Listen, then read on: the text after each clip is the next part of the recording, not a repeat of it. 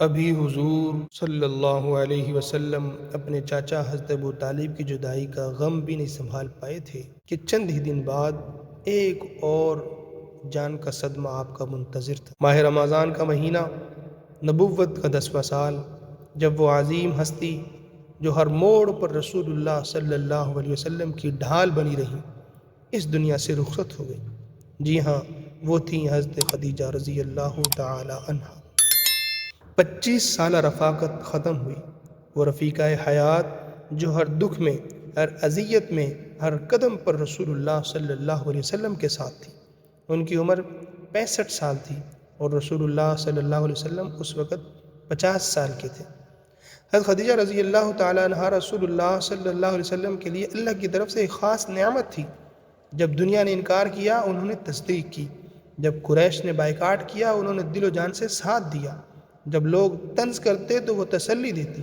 جب آپ صلی اللہ علیہ وسلم تھک جاتے تو وہ سہارا بنتی۔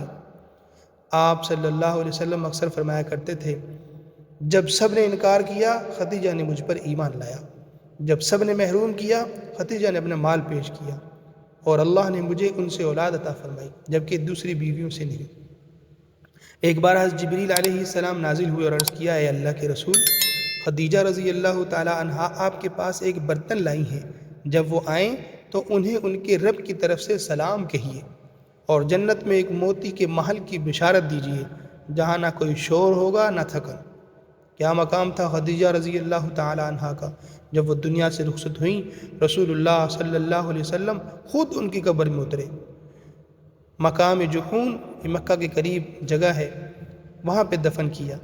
اس وقت تک نماز جنازہ کا حکم نازل نہیں ہوا تھا، مگر نبی کریم صلی اللہ علیہ وسلم کی آنکھوں میں آنسو اور دل میں گہرا خلا تھا۔